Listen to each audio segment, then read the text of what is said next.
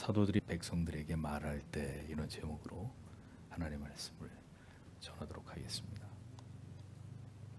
성령을 받은 사도 베드로의 웅변적 설교의 초점은 철저하게 예수 그리스도였습니다. 이것만을 보더라도 분명하게 성령의 이 땅에 강림하신 이유와 목적은 예수 그리스도의 복음이 능력 있게 전파되기 위함이라는 사실을 분명하게 우리가 이해할 수 있을 것입니다.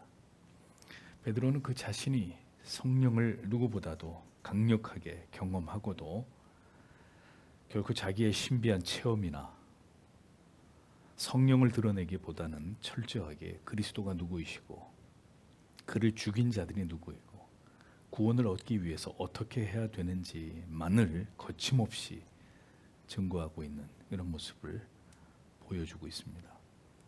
자, 이것은 성령이 하나님의 영이 우리 안에서 불타고 있을 때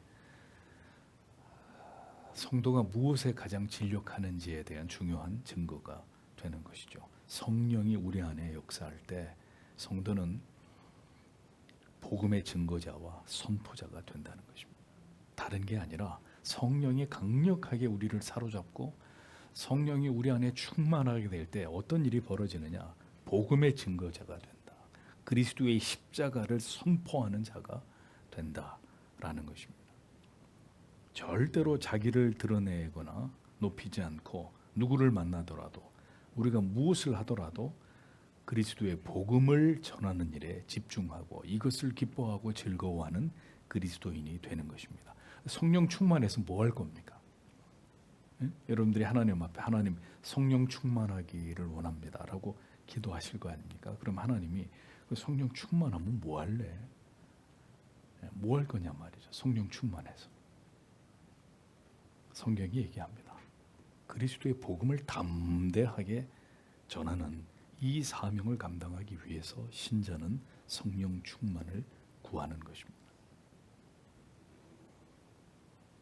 성령 사역한다고 하는 사람들 항상 자기 드러내고 자기 기도빨이 잘 듣는다고 이렇게 나한테 와서 기도 부탁하라고 그러면서 돈 봉투 받고 무슨 신령한 체험했고 꿈 보고 환상 보고 음성 계시 듣는다고 이야기하면서 자기들 높이고 자랑하는 이런 사람들 얼마나 많이 봅니까?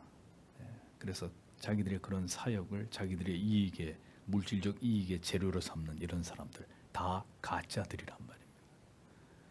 성령의 사람들, 거듭난 그리스도인들은 말씀 속에서 그리스도를 알아가는 것이 가장 기쁘고 감사하고 그 그리스도를 다른 사람들에게 증거하는 일에서 무한한 사명감과 자부심을 느끼는 사람들이 바로 성령의 사람들입니다. 이것이 성령이 함께하는 참된 신앙인의 모습입니다. 성령은 이렇게 우리 안에 있는 복음을 감출 수 없게 만드십니다.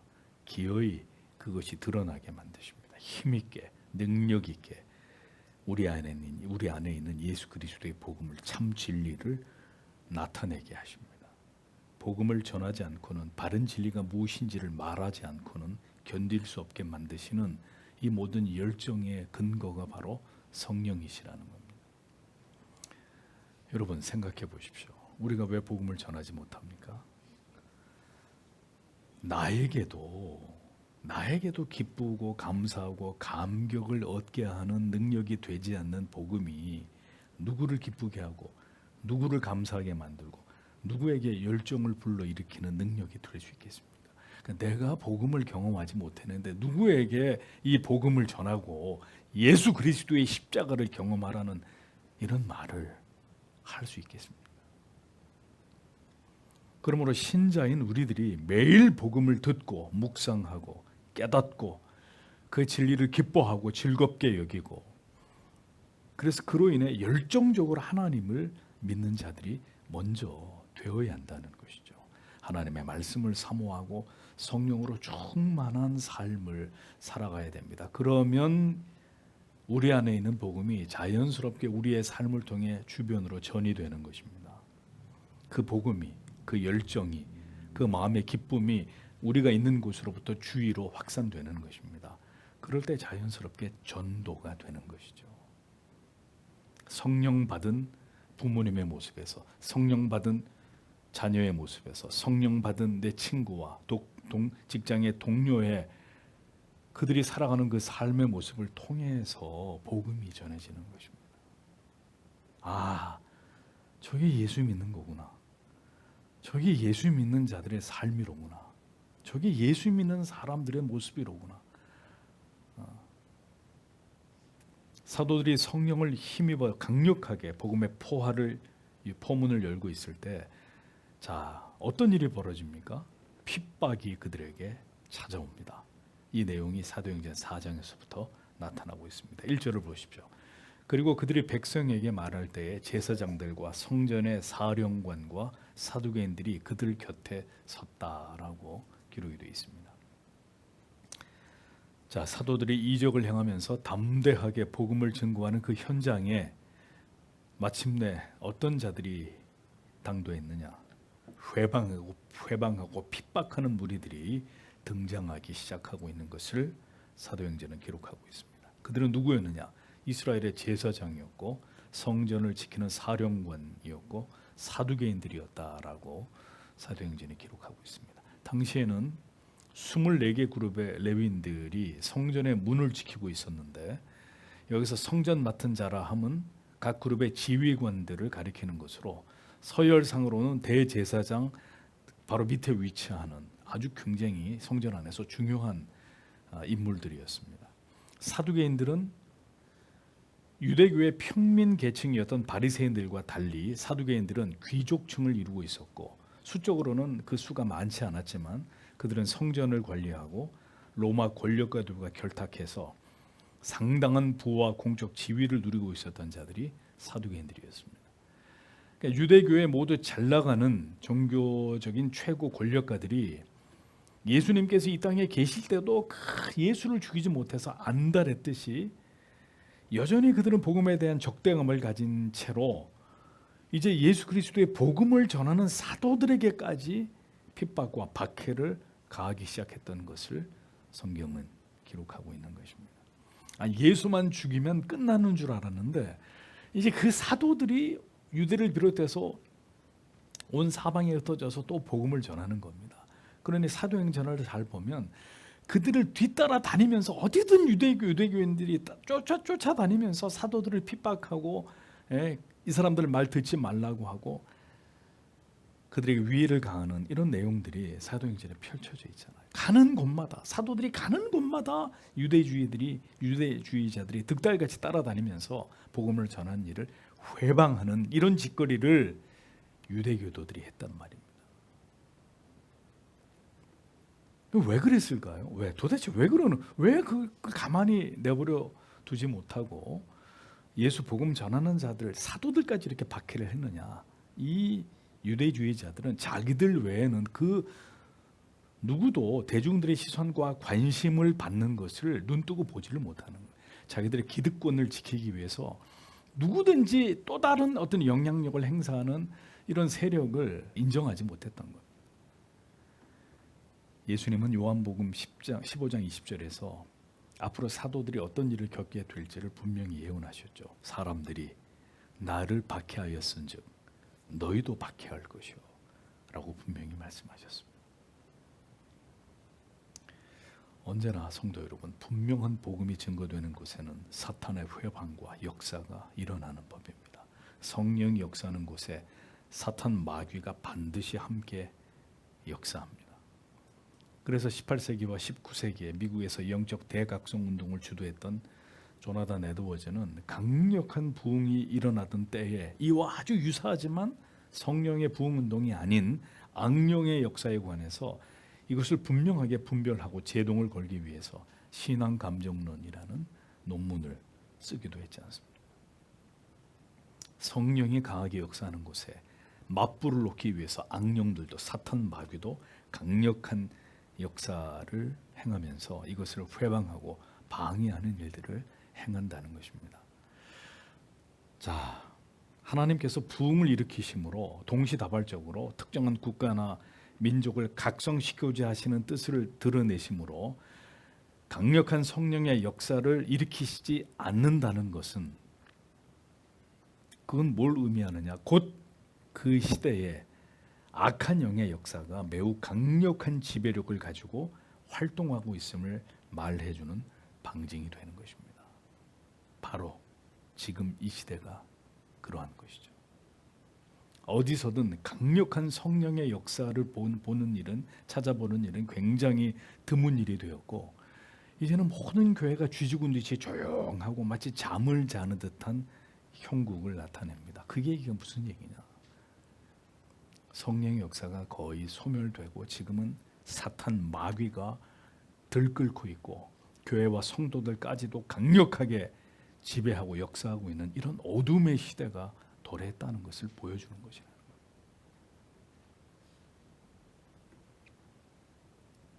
성령이 강력하게 역사할 때 이와 맞서기 위한 악한 영의 역사도 활개를 치게 됩니다. 오늘 본문은 이 두 세력의 충돌을 보여주고 있습니다.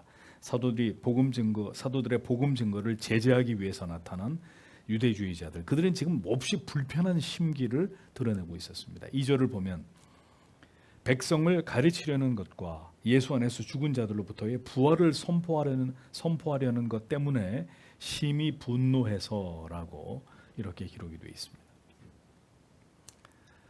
유대주의 지도자들이 사도들의 복음 전파에 개입한 직접적인 이유가 뭐냐? 그들이 백성들을 가르치고 있었기 때문이다라는 것입니다. 유대주의 지도자들은 율법을 자기들만의 소유라고 생각했습니다. 율법을 사유화했습니다. 자기들 말고는 누구도 감히 율법을 가르치거나 이것을 해석하거나 이걸 용납하지 않았던 거죠.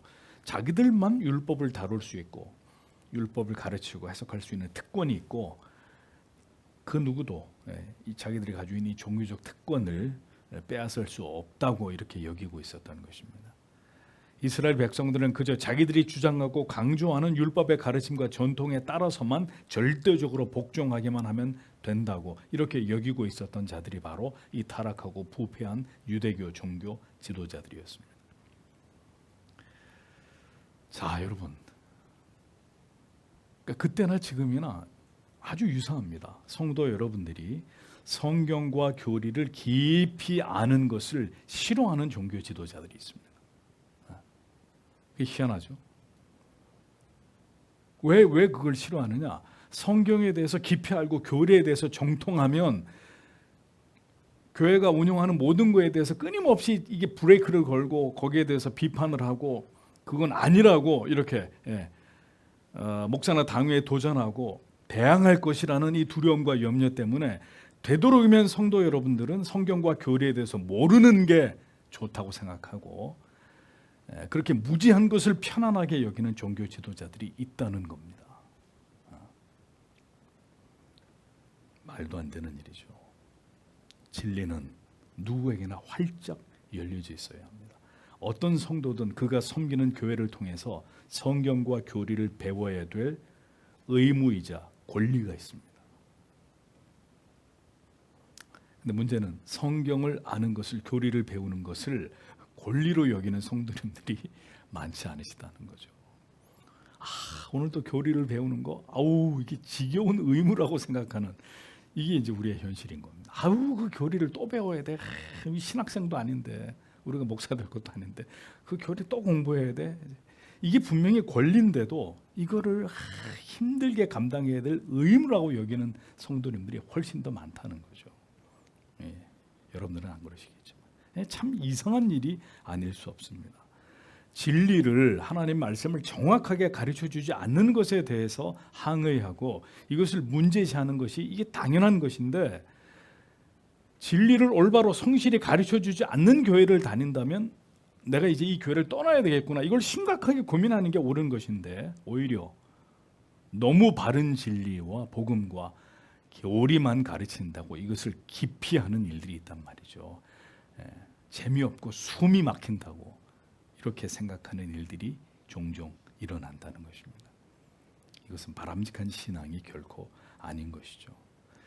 병을 이기려면, 병에서 회복이 되려면 그 병에 대해서 속이거나 숨기면 안 되고, 의사에게서 자기의 병에 대해서 정직하게 설명을 들어야 됩니다. 내 병의 원인은 무엇이고 왜 이 병이 발병했고 이 병을 고치려면 어떤 치료법이 필요하고 이것을 감당해야만 되는지를 소상하게 의사에게 들어야 되지 않습니까? 예. 나의 병에 대해서 정확히 알아야 그 병과 싸우든 아니면 남은 생애를 보람 있게 잘 정리하든 뭘 할 거 아니에요. 분명한 복음과 교리를 들어야 예수를 더 잘 믿든 더 진리에 사로잡히든 아니면 아우 이렇게는 도저히 예수 믿기 힘들어서 안전한 교회 그만 다녀야 되겠어. 아니면 좀 재밌는 교회를 가든지 이게 결론을 내릴 거 아니냔 말이죠. 성경을 더 자세히 알기 원하지 않기 때문에 목사들은 성경과 교리를 더 깊이 가르치지 않는 것입니다. 반대로 목사들이 성경과 교리를 깊이 가르치지 않으니까 교회 성도님들은 성경과 교리에 대해서 무지하게 되는 것이죠. 따라서 영적인 질적 저하, 신앙의 하향 평준화가 빠르게 진행되고 교회와 성도와 목사는 작금의 시대가 보여주듯이 무지와 타락과 부패가 만연한 상태가 될 수밖에 없는 것입니다. 예. 그래서 여러분 이렇게 어디 다른 교회에 가서 이렇게 뭐 연합 행사하는 거 여러분들 보고 가시라고 말씀을 못 드리겠어요. 제가 한번 언젠가 그런 곳에 우리가 함께 갔었잖아요. 박수를 치고 막 너무 좋아하시는 거예요. 누가? 여러분들이. 재밌게 하니까 뭐 억지로 웃음을 틀어 막을 수는 없는 거 아니겠습니까? 제가 느꼈어요. 공든탑이 이렇게 와르르 무너질 수도 있겠구나. 그런 분위기, 그런 환경에 우리 학생들이나 여러분들이 직간접적으로 자꾸 노출이 되면 그렇게 예배는 이렇게 드려야 됩니다라고 교리적으로 성경적으로 강조했는데 이런 모든 것들이 허물어진 예배에 참여하시면서 웃고 그냥 재미있고 박수치고 우리도 나도 모르게 그런 분위기에 이렇게 휩쓸려 버리는 충분히 그런 일이 일어날 수 있는 거죠. 복음을 듣고 깨달아야 합니다. 하나님에 대해서, 예수 그리스도에 대해서, 성령에 대해서, 죄에 대해서, 구원과 성화에 대해서, 사명과 헌신에 대해서, 교회에 대해서, 종말에 대해서 그리스도인들은 성경과 교리를 통해 분명하게 이 모든 진리를 깨달아야 됩니다. 알아야 바로 믿을 수 있는 것입니다. 제사장들을 비롯한 유대 종교 지도자들, 사도들을 통해서 유대 백성들이 진리를 깨닫고 그들이 깨어나는 것을 절대로 원치 않았단 말이에요. 율법을 지킴으로써 얻을 수 있는 엄격한 그들의 기득권과 권력을 지속할 수 있는 유대주의적 구원관에서 탈피해서 예수가 전했던 그리고 지금의 사도들이 전하고 있는 또 다른 구원에 대해서 이스라엘 백성들이 깊이 알아가는 것을 그들은 절대로 원하지 않고 있었던 것입니다. 왜? 그들의 권력과 기득권이 약화될 것을 우려했기 때문입니다. 무엇보다도 그들이 거부했던 것이 무엇이냐? 자, 예수를 들어 죽은 자 가운데서 부활하는 도 전함을 싫어했다라고 되어 있잖아요. 그렇죠? 예수를 들어 죽은 자 가운데서 부활하는 도 전함을 싫어했다. 예수를 들어 엔토 예수라는 말은 직역하면 예수 안에서라는 뜻인데 다른 표현으로는 예수의 사건으로 이런 의미가 될 수도 있습니다. 즉 사두개인들은 부활을 믿지 않는 자들인데 예수께서는 부활의 실제적인 증거가 되셨잖아요. 부활하셔서. 그러니까 예수께서 부활이 있음을 증명하는 첫 증인이 되셨기 때문에 더욱더 그들이 예수님의 부활에 대해서 전하는 것에 대해서 아주 극렬히 이것을 싫어하고 반대했다고 성경이 말씀하고 있는 겁니다. 분명히 그들의 공공의 적으로 규정했던 자기들이 죽인 예수가 다시 살아났다? 이거는 모두에게 불편한 진실이고 그들에게 불리한 사실이었기 때문에 그것을 전하는 사도들을 미워할 수밖에 없었던 것은 당연한 일이었던 것이죠. 그래서 제사장과 종교적인 지도자들은 모두 예수의 부활 사건에 대해서 이것을 사도들이 전하는 것에 대해서 심히 분노하게 되었던 것입니다. 한글 성경에서는 싫어하여라고 되어 있는데 헬라어 디아포누메노이라는 단어, 그냥 싫은 정도가 아니고요. 아주 감정이 극도로 고조되어서 매우 흥분된 상태로 아주 심히 분노하고 있는 이런 상태를 가리키는 것입니다. 보십시오. 때로는 진리가, 진실이 참으로 불편한 사람들이 있습니다. 언제나 거짓을 권력의 힘으로 뒤덮고 있는 자들에게, 그들에게 눈앞에 드러나게 된 진실은 그들에게 불편과 고통이 되기 마련이죠. 모든 진리가 드러나는 것이 불편한 사람들, 그들이 바로 악인입니다. 예수님이 분명히 부활하셨는데도 예수님이 부활했다라고 전하는 이 진리를 귀를 틀어막고 잡아 죽일 듯이 싫어하는 사람들, 그들이 악인이 아니면 누가 악인입니까? 모든 진리가 밝히 드러나는 것을 기뻐하는 사람들, 그들이 의인입니다. 바르게 행한 사람은 드러나는 진리가, 진실이 절대로 불편하지 않습니다. 하지만 불법과 비리를 은밀하게 부정을 저지르는 사람들은 진실이 드러날수록 불편해질 수밖에 없는 것은 당연한 것이죠. 그러니 극구 감추고 회피하고 증거들을 인멸하려고 그렇게 혈안이 되지 않습니다.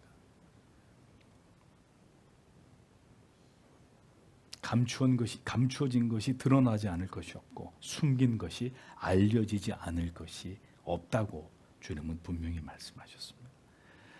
천국도 부정하고 지옥도 부정하고 영생이나 영벌을 모두 부정하고, 예수 믿으면 그저 복을 받고, 어떤 죄를 저질러도 한 번 받은 구원은 영원한 것이라고, 자, 이렇게만 믿고 싶은, 자기 편할 대로 신앙을 끼워 맞추고 진리와 올바른 신앙의 원리를 다 감춰버리려고 하는 자들에게는, 우리가 진리를 외칠 때, 진실이 무엇인지를 말해줄 때, 그들은 절대로 우리가 전하는 이 진리를 환영하지 않을 것입니다.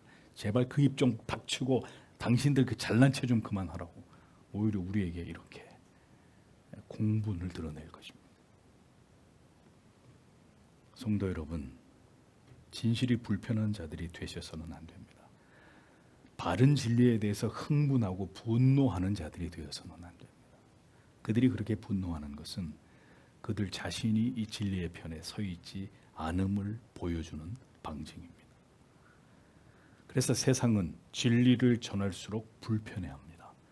진리를 전하지 않는 교회, 수백 개가 됐든 수천 개가 됐든 상관없습니다. 하지만 분명한 진리를 전하는, 분명한 복음을 전하는 교회, 세상 사람들이 앞으로 더 불편해할 것입니다. 그래서 진실을 알고 있는 사람들, 진리를 외치고자 하는 사람들을, 그런 교회를 마지막 시대는 또다시 핍박할 것입니다. 쥐도 새도 모르게 그들을 제거하고 싶어 할 것입니다. 유사일의 기독교는, 참된 교회와 성도는 바로 이 진실을 말하고 진리를 전한다는 이 한 가지 이유 때문에 핍박받고 목베임을 당하고 산채로 불에 태워져야만 했습니다. 지금도 진리를 외친다는 이유만으로 짐승 같은 삶을 살아가고 있는 성도들이 있습니다. 그곳이 어디입니까? 바로 북한입니다. 저는 북한의 이러한 종교의 자유와 인권이 유린당하는 현실을 외면하면서도 북을 향해서 박애적인 사랑만을 말하는 사람들은 모두 다 위선자이고 북한의 공산주의자들과 동일한 악한 자들이라고 저는 그렇게 생각합니다.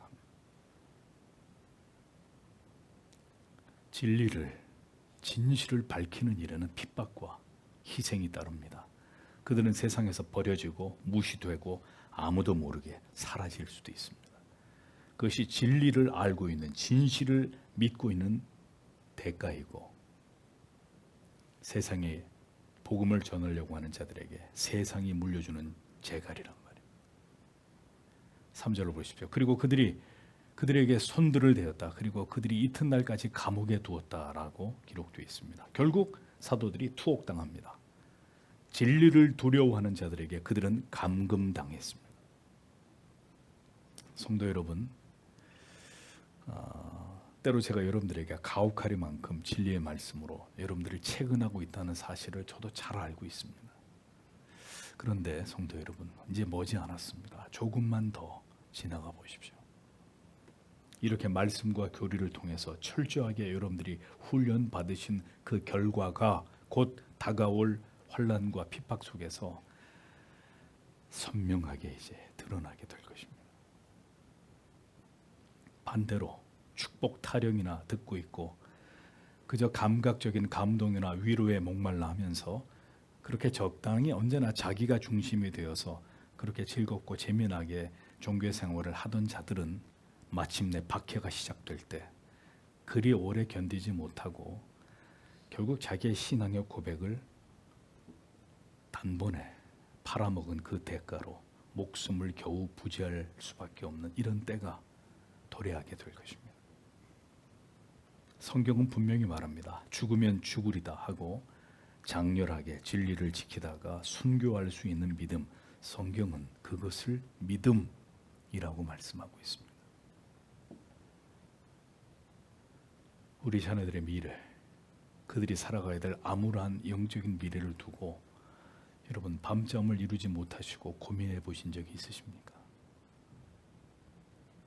주께서 사랑하시는 성도 여러분, 복음 전하시다가 여러분들의 신앙의 고백, 이 진리를 수호하다가 감옥에 들어갈 준비가 되어 계십니까? 요한계시록을 보십시오.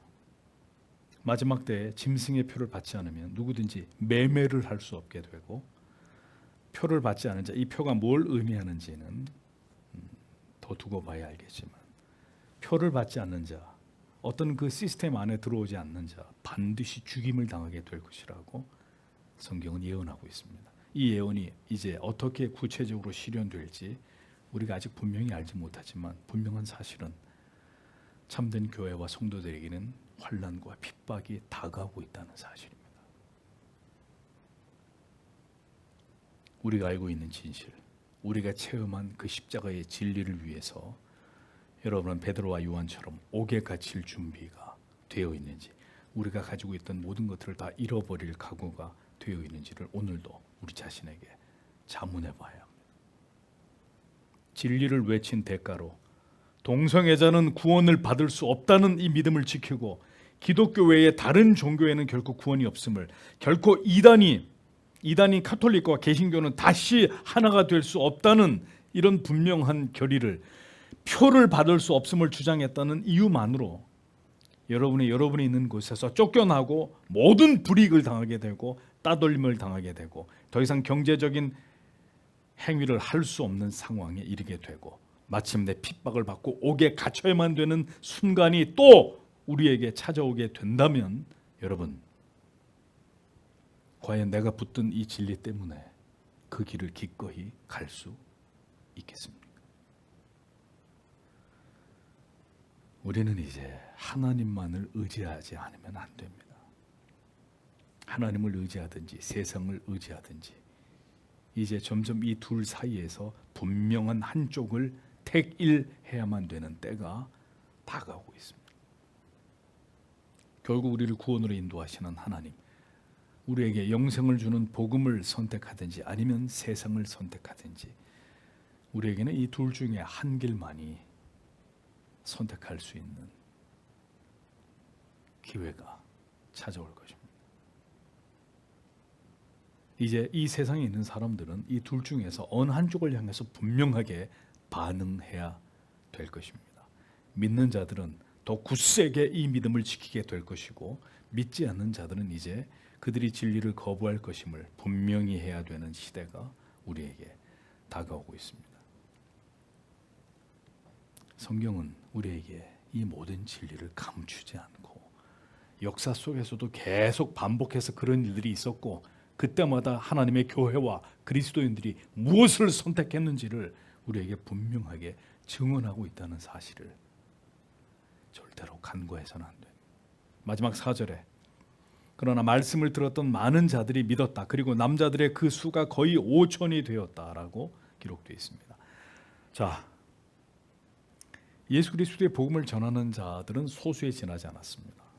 진실을 두려움 없이 어떤 대가를 치르더라도 담대하게 말하는 자들은 모든 역사 속에 다수가 아니었습니다. 언제나 그들은 소수였습니다.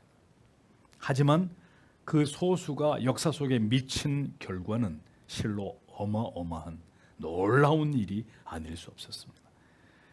마지막 때에 진리를 파수하는 일, 성도 여러분, 많은 교회가 필요할 것 같습니까? 많은 목회자, 많은 성도가 필요하지 않습니다. 뭐 수천억짜리 예배당이 있어야 진리를 파수하느냐? 절대로 아니란 말입니다. 예수를 오래 믿었어야 진실을 전할 수 있는 자가 되는 것이냐? 그것도 아니라 먼저 믿는 자가 나중 되고 나중 믿는 자가 먼저 된다고 하셨지 않습니까? 결국 소수의 사도들이 전한 복음이 날이 갈수록 더 확대되고 증폭되고 더 증가되어 나갔다고 성경은 말씀하고 있습니다. 왜 그럴까요? 사람은 소수였는데 왜 이 복음은 계속해서 퍼져나가고 더 많은 사람들에게 전달된 것일까요? 그것은 그 복음 자체에 듀나미스, 능력이 있었기 때문입니다. 자, 앞에도 말씀드린 대로 불행하게도 이미 이 시대는 이제 이러한 성령의 역사가 점점 소멸되는 시기입니다. 하지만 그렇다 하더라도 구원받아야 될 하나님의 자녀들에게 이 진리가 그들의 마음에 심기어질 때는 반드시 그들은 그 시대의 복음의 반응을 보였던 그 5천 명의 남자들처럼 하나님의 말씀 앞으로 돌아오는 일들이 아직은 남아있다는 사실을 우리는 분명히 기억해야 합니다. 120명으로 시작된 초대교회 공동체가 불과 얼마 되지 않아서 처음 설교에서 3,000명에서 2,000명이 더해지고 지금은 5,000명에 이르게 되었다. 성경이 그 수치를 정확하게 밝히고 있잖아요. 그러니까 남자만 5,000에 이르게 됐으니까 베드로의 설교를 듣고 회심한 모든 여자들과 아이들까지 다 합산을 하면 수만 명이 된다는 것을, 며칠 만에 이 복음을 듣고 수만 명이 구원에 이르게 되었다는 결론에 이르게 되는 것이죠. 결국 이와 같은 엄청난 속도로 초대교회에서부터 복음이 온 세계로 전해지면서 결국 오늘에까지, 우리에게까지 이르게 된 것을 성경은 우리에게 말씀해주고 있습니다. 이것이 바로 사람의 능력이 아니라 하나님의 말씀, 복음의 능력, 성령의 역사의 결과물이었던 것입니다. 진리를 말하지 않을 수 없는 자들을 통한 복음의 위대한 역사였다는 것입니다. 자, 그러니 그때나 지금이나 똑같습니다. 진리를, 이 바른 진실을 전하지 않고는 견딜 수 없는 이 진리에 사무친 자들을 통해서 하나님의 위대한 진리는 지금도 계승되고 모든 시대 가운데 전해지는 것입니다. 그 사무친 진리의 힘이 얼마나 강력했던지 사탄 마귀는 그 진리를 전하는 자들을 핍박하고 죽이고 또 핍박하고 또 죽이고 그렇게 해야 될 만큼 진리를 알아서 그 십자가의 복음을 전하고자 하는 자들의 그 열정은 대단한 것이었습니다. 절대로 마귀도 두 손 두 발 다 들 정도로 죽여도 계속해서 일어나고 또 일어나고 또 일어나는 그들이 바로 그리스도인들이고 그 존재가 바로 교회였다는 것입니다. 자, 이런 존재가 성도입니다. 성도. 그러니 어떤 성도를 딱 이렇게 보면 말입니다. 영적으로 딱 봤을 때 뭔가 강렬한 것이 그 속에서 느껴져야 되는 거죠. 우리가 그런 자들의 후예들이란 말입니다. 무엇인가 진리를 위해서 어떤 일을 저지를 사람들처럼 그렇게 우리가 보여야 되는 거예요. 물에 술 탄 듯, 술에 물 탄 듯, 이런 태도는 진리와 정면으로 충돌한 진리를, 십자가를 경험한 성도의 모습이 아닙니다. 예. 우리가 어느 순간이라도 여러분 옆에 우리가 아는 사람들에게 장난삼아 이렇게 농담처럼 복음을 전해야 될까요? 어느 순간에 진리의 검을 들고 외칠 때 사람의 눈치를 보고 적당히 상황을 보고 이렇게 주저하는 이런 모습들이 우리에게 있어서 되겠습니까? 뼈에 사무친 진리, 하나님만을 드러내는 하나님의 영광, 복음의 영광만을 드러내고자 하는 우리의 중심이 물론 아직 온전하지 않은 믿음 속에서 더 성숙될 필요는 있겠지만 언제라도 진리를 위해서 목숨을 버릴 각오는 여기는 우리 모두에게, 목사만이 아니라 여러분 이 진리를 듣고 있는 여러분 모두에게 필요한 것입니다. 우리의 신앙의 목적은 그것입니다. 이것이 바로 예수 그리스도의 복음이 그 진리가 가슴에 담겨진 자들의 모습입니다. 그들의 기계입니다. 감히 세상이 범접할 수 없는 그것이 바로 사도들이 전하던 그 진리, 오늘 우리가 믿고 있는 바로 이 복음입니다. 복음은 그 복음인데 사람은 왜 그 시대의 사람들과 이토록 다른 것일까요? 오늘도 이 사도행전의 말씀을 들으신 성도 여러분, 우리 모두 복음에 불붙는 심장이 되기를 하나님 앞에 오늘도 이 밤에 간절히 기도하기 원합니다. 진리를 전하다가 장차 도래할 박해를 기꺼이 감당할 수 있는 주님, 그 믿음을, 그런 믿음을 가진 자들의 구경꾼으로 끝나는 게 아니라 하나님 오늘도 그 믿음을 우리에게, 나에게 주시옵소서. 끝까지 진리를 수호하는 교회와 성도가 될 수 있도록 하나님 오늘도 우리를 붙들어 주시옵소서. 우리 마음속에 모든 헛된 것들을 다 성령의 불로 태워주시고 폭발하는 화산처럼 진리를 담대하게 전하고 그 진리의 위대함을 드러내는 진실의 불을 밝히는 그런 교회와 성도로 주님 우리를 삼아주시고 내 남은 인생이 그것을 위해서 아낌없이 쓰여지는 주님, 그런 인생 살다가 주님이 부르실 때 아버지의 품에 안기는 자들이 되기를 원합니다. 오늘도 이 위대한 사도행전의 말씀 앞에서 이런 기도의 제목을 가지고 하나님 앞에 간절히 기도하고 돌아가기를 원합니다. 기도하겠습니다.